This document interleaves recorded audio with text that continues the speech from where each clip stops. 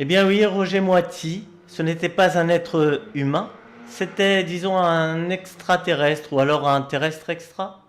On s'est connus il n'y a pas très longtemps, en 2005 environ, et il avait pour projet de mettre en scène une pièce qu'il avait écrite, La vie amoureuse du docteur Krylov, ou plutôt Les aventures amoureuses du docteur Krylov.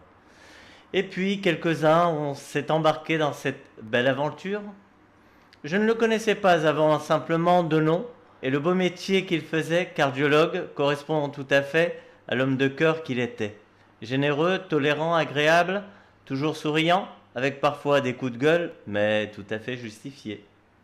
Son rire, il m'a toujours fait penser à celui de Philippe Bouvard, un petit peu bourru comme ça, tout à fait un rire d'enfant.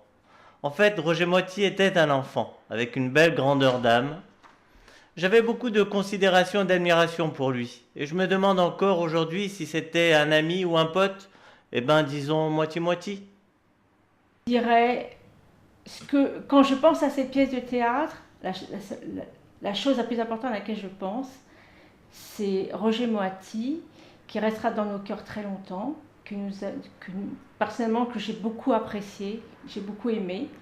C'est un homme très généreux, qui donne beaucoup de lui-même, qui est toujours à l'écoute.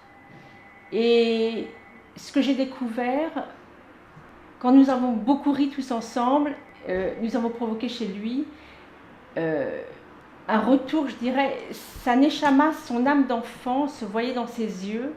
Et c'était toujours quelque chose d'absolument magnifique de voir ça. Moi, j'ai toujours découvert chez lui une âme d'enfant qui revenait régulièrement, un regard très amusé. Et vraiment, je sais qu'il a pris grand plaisir à faire tout ça, à être à nos côtés. Et ce plaisir, nous l'avons partagé avec lui. Et c'est quelque chose que je retiendrai toujours. J'ai toujours devant les yeux ce regard.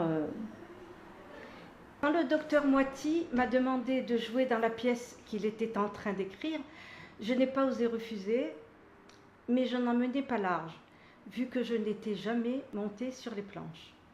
Au fur et à mesure des répétitions, le rôle de petite maîtresse genre Fédo qui m'avait été donné devenait de plus en plus olé olé. Amanda devenait une affabulatrice, une personne que rien n'arrêtait, qui s'inventait une vie, et cela m'a un peu dérangée.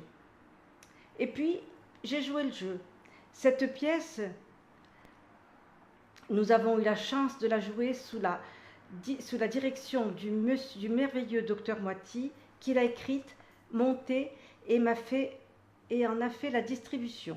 Je vais dire des gentils mots pour Dr Moiti. Je l'ai appelé aussi Roger quand on a joué ensemble au théâtre. J'ai que de bons souvenirs de ce gentil homme, qu'il a eu beaucoup de patience pour moi, parce que mon français n'est pas parfait, et quand on a fait des pièces en français, c'était un peu difficile pour moi. Mais lui, il a été toujours patient, il a toujours été aimable et gentil comme tout. Je le regrette beaucoup. Il me manque beaucoup parce que j'aurais voulu continuer à faire avec lui du théâtre.